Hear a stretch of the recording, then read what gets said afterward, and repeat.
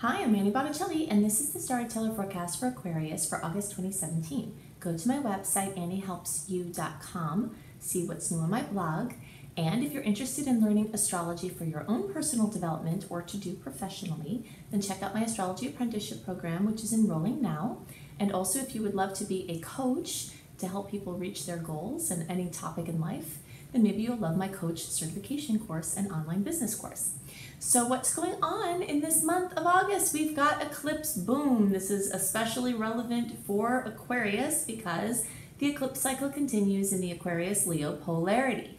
Whenever you have an eclipse cycle that's in your own sign, it adds so much more impact to the effects of the eclipse cycle because the whole nature of an important placement in your chart is getting completely reworked. Besides the general reworking and reshuffling effects of eclipses, you're having it hit closer to home in your chart.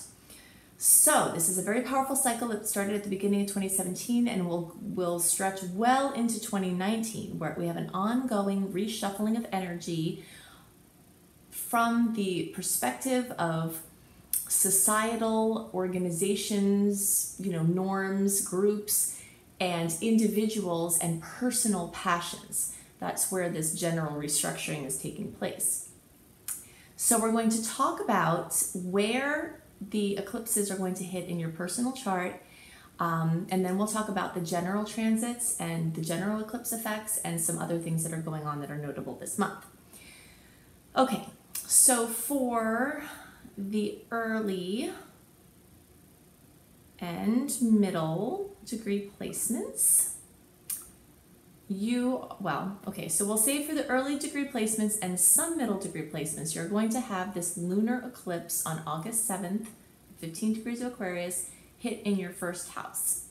And if you have a middle to later degree placement, there's a chance that this could hit in your 12th house. So you middle degree people, you tend to have this way of it either hitting this way or that way, so you've got either 1st or 12th, and then the later degree placements, you have more of a likelihood of the 12th house eclipse. So we'll talk about what that looks like.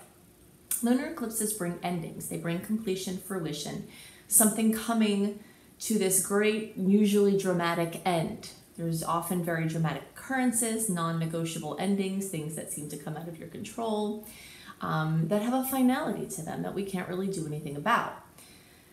That's not always a bad thing because there could be something that needs to be eclipsed out, like for you early and middle degree placements, this could be a warped viewpoint of yourself, a self-dysmorphic disorder. And this can have to do with actual physical body dysmorphic disorder, or this can have to do with a flawed way of looking at who you are and how you're working in the world from deep self-esteem issues, from things that may have happened to you, or who knows, whatever else.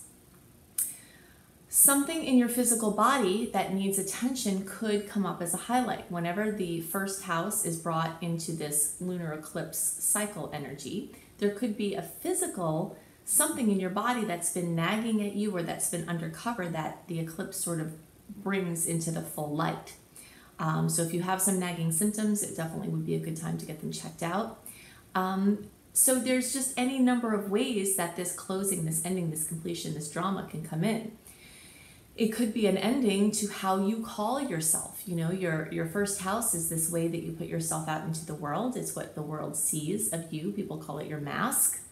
And you can decide that you are no longer a school teacher. Now you are a person that makes body products. There are any number of ways this can look, but it has to do with how you're putting yourself out into the world. Something is ending with that. Something's coming to a completion, or pressure is being put on the current way things are, or things get. So for you later, for some of you middle degree and you later degree placements, this is more likely to affect your psychological state. The first house is more about your physical body, and the 12th house is more about your psychological space. So if you're prone to psychological stress or pressure, there could be a meltdown that creates some action along the fronts of healing. Sometimes it takes a crisis of some kind, and I'm not necessarily ensuring that you're going to have a crisis, but sometimes that we have to have a crisis in order to push through to the healing part, where things have to come out, get dramatic, get brought into the light. So maybe you have an addiction and you're not clear on that. Maybe the eclipse makes it clear. Maybe you have a fear. The 12th house could be just as much about fears as it is about addictions. So it's very Harry Potter-like in that way, where something that we fear projects itself into our outer world, and it's very scary. But you could let go of a fear that you've had for a long time that has been holding you back.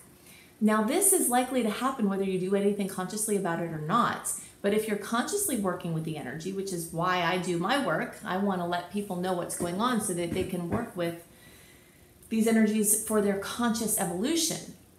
If you know that you have a fear that's holding you back, or you're aware that something's holding you back and you're not sure what it is, deep probing or psychotherapy or hypnosis can help you to access the origins of a block, and blocks are easy to find especially if you're looking for them, and you can find them in your languaging, if you say, oh, I can't do that, or there's no way that this could happen, and sometimes you need someone outside of you to help you see where you've got these words that are showing you where you have these blocks. But in any case, deep karmic patterns can be obliterated with this transit.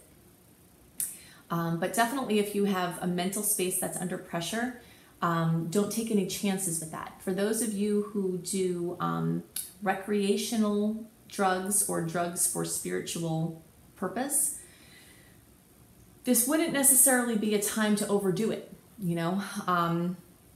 because your mind is under a lot of pressure with this transit. And if you're using those kind of things, while breakthroughs can occur, there's also, I guess I just keep coming back to, there's pressure on your mental state, and you want to protect your mental state as much as possible.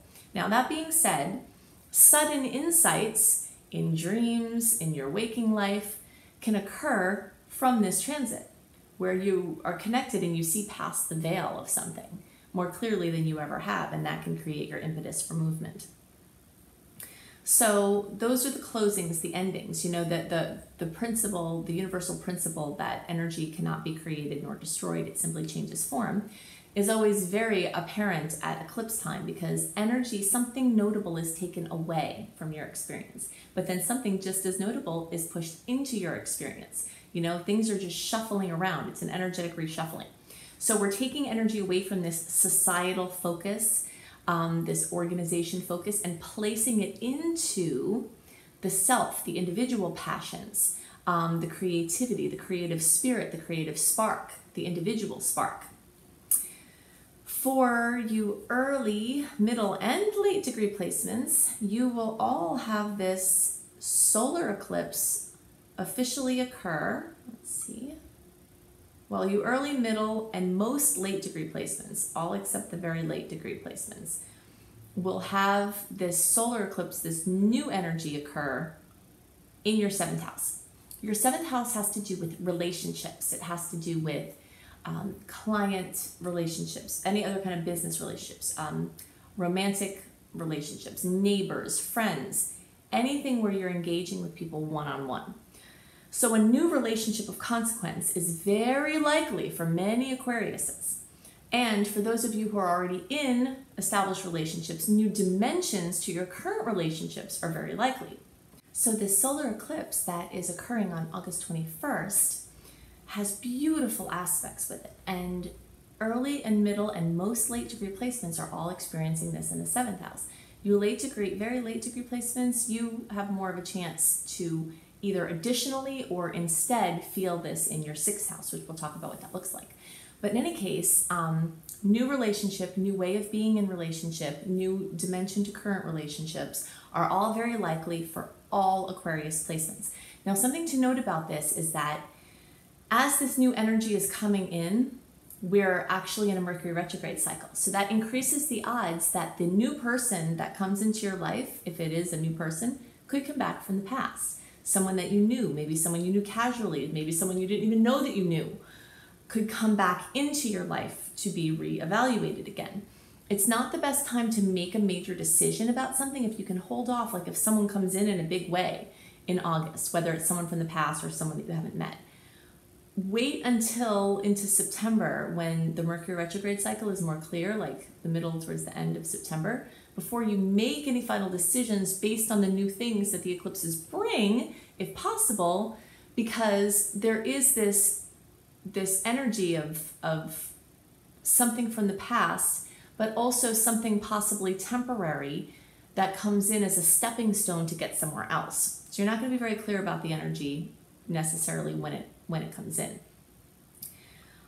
So your late degree placements that might feel, and that means your birthday is at the end of the sign, or you have, like a later degree, 25 to 29 degrees, or even a little bit earlier, like in the 20s, if you're watching for your rising sign, you will have the chance of having the energy in the 6th house. So this is a new opening, a new beginning of something having to do with your work, your health, your diet regimen, a pet or an animal or a relationship with one, something having to do with your structure, your routine, how you do your work, and also just something medical in general, how you're looking at things. You could move into a more alternative realm, or for people who are in alternative realms, they might open up some doors into some mainstream things.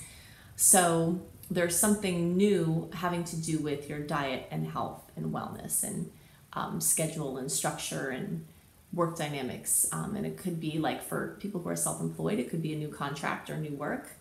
And it could be a client that comes from the past that engages you for more work. That could be part of how that comes in. So those are the things that were most on my mind for you individually for Aquarius. Now I want to talk about more details about the other aspects that are occurring this month to note, and also some of the general energies of eclipses that will affect everyone.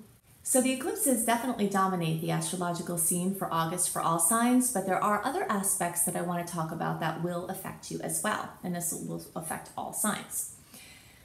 Right from the beginning, we've got Jupiter in Libra square Pluto in Capricorn. This is the 3rd time that this has happened. The first time was November 24th of 2016. The second pass was March 30th of 2017. And here on August 4th, we have the final chapter.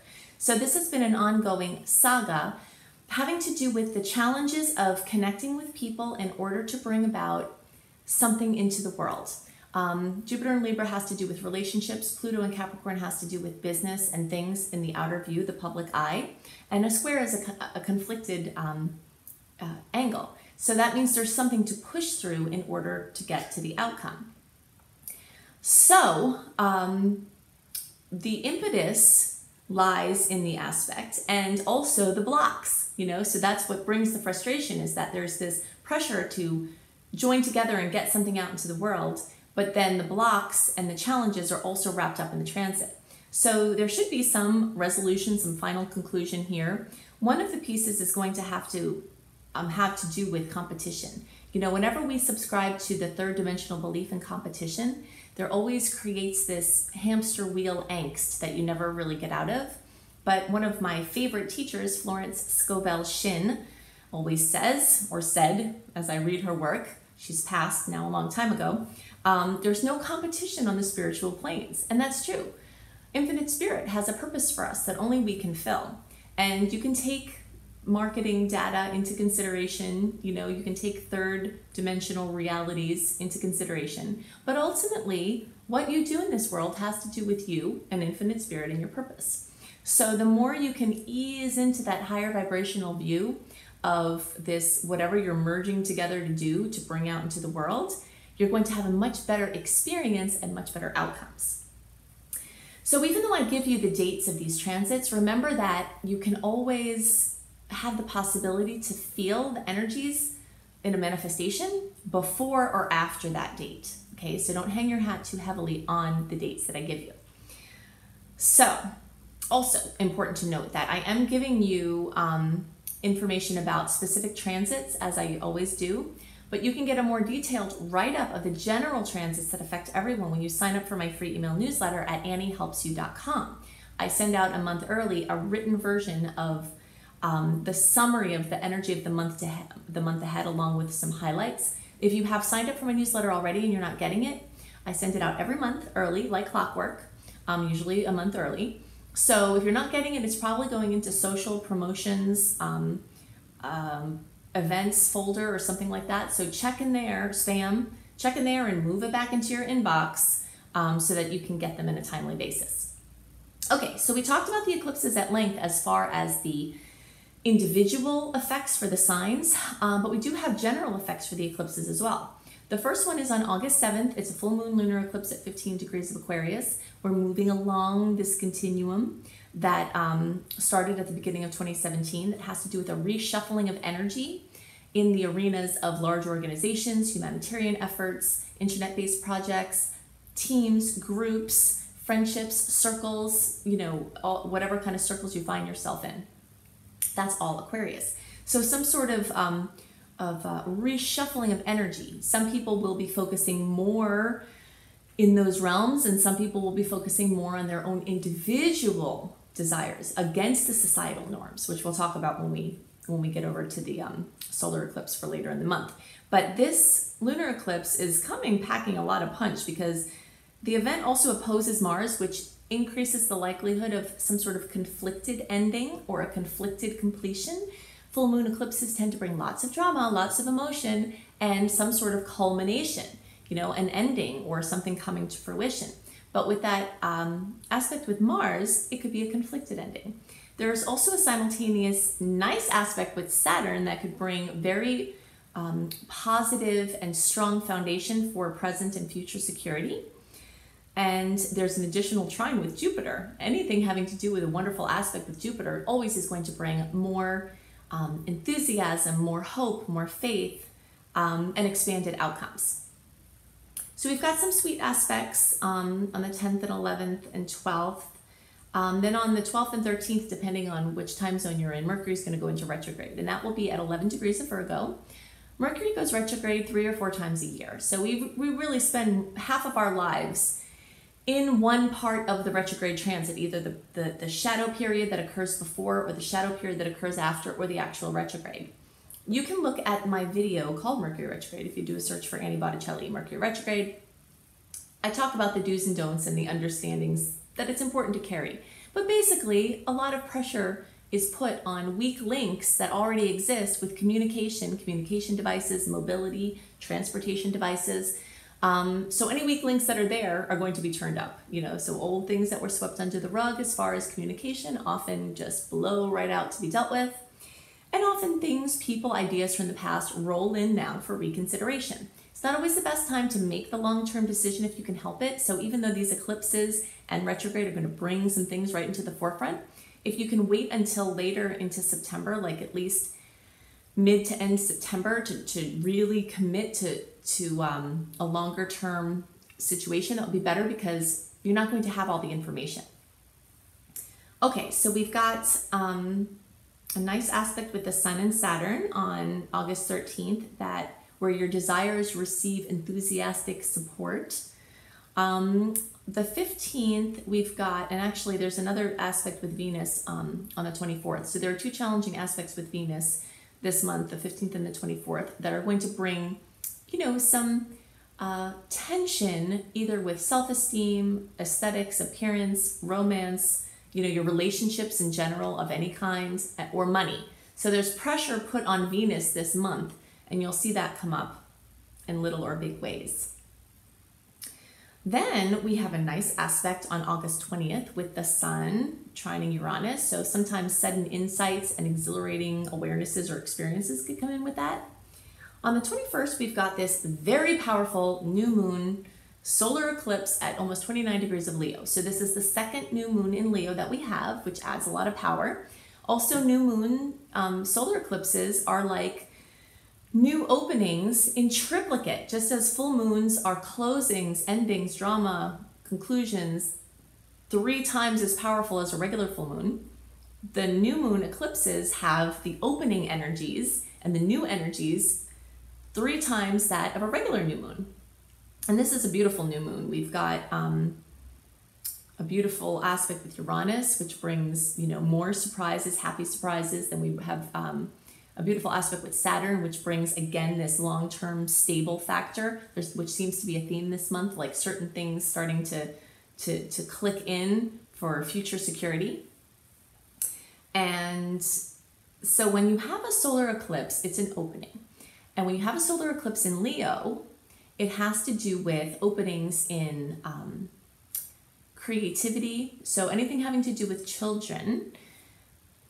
But for some people, their creative projects are their children. So whether you're conceiving a child or conceiving a creative idea, that process of conception to pregnancy to birth to child or project rearing is all dominated by Leo.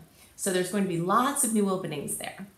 And for people who already have children, new experiences and, dimensions of parenting. There's also energy associated with athleticism, acting, modeling, directing, fun hobbies, true love. Many, many, many people are going to enter new dimensions of romance with this aspect, which is really exciting. So we've got that on the 21st, and on the 22nd, we have Mars in Leo trining Saturn and Sag. And again, this is a nice boost where action and outcomes blend beautifully. We've got a nice aspect on August 23rd to the 24th with Venus and Chiron, which shows that when we do emotional inner work, in those places where we're wounded, it brings positive gains. On the 24th, so simultaneously with this nice aspect with Chiron, we have a square with Uranus. I alluded to this earlier when I talked about the difficult aspect with Venus on the 15th.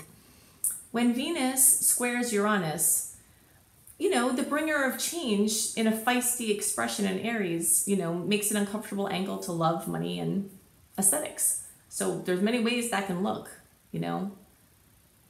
So definitely having the Venus in Cancer is going to promise emotional jostling from this unpredictable Uranus energy. August 25th, Saturn goes direct at 21 degrees of Sag.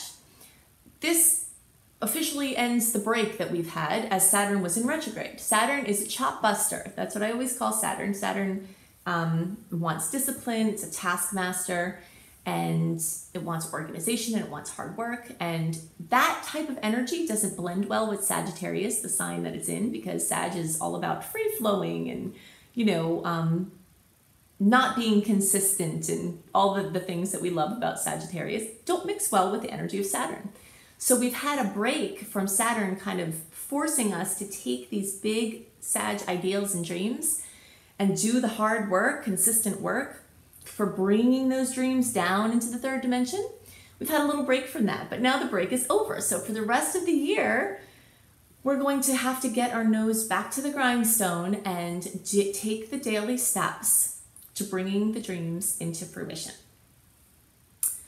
So when Saturn moves through Sag, it's also a serious faith tester, so we've got the rest of the year for Saturn to sort of weigh heavy on faith, but the more you can stay connected to faith throughout this Saturn transit, the better it will be.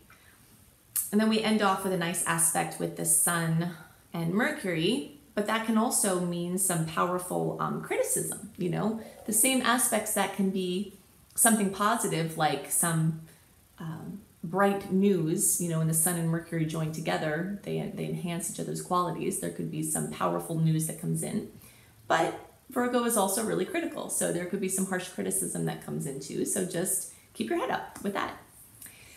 So if you would love to have astrology, to learn astrology in a visceral way, a way that helps you to blend more naturally with the planetary rhythms, then maybe you'll love to take my astrology apprenticeship program. You can see more about it on my website, anniehelpsyou.com. Click on Work With Me. Whether you want to use astrology for your own personal developments or to help your friends and family and yourself to understand karmic patterns, understand what your highest expression is in this lifetime and how you overcome the karmic patterns to step into that, even if you want to do it professionally, then check out my astrology apprenticeship program. If you'd like to be a coach, a wellness coach, a business coach, a spiritual coach of any kind, helping people to reach their goals, then maybe you will love my coach course, which is also enrolling. And that's also combined with my online business course so that you can help create a presence online and develop your coaching business for an online basis. So check that out, AnnieHelpsYou.com. Also check out my husband B.R. Newman's new tarot reports for each sign. You can look him up, B.R. Newman, Neumann. IamHelios.com is his website. So you can see what he says about your sign as far as the tarot report, and that supplements what I've just shared with you. So I hope you have a wonderful month, and I'll see you next month. Bye.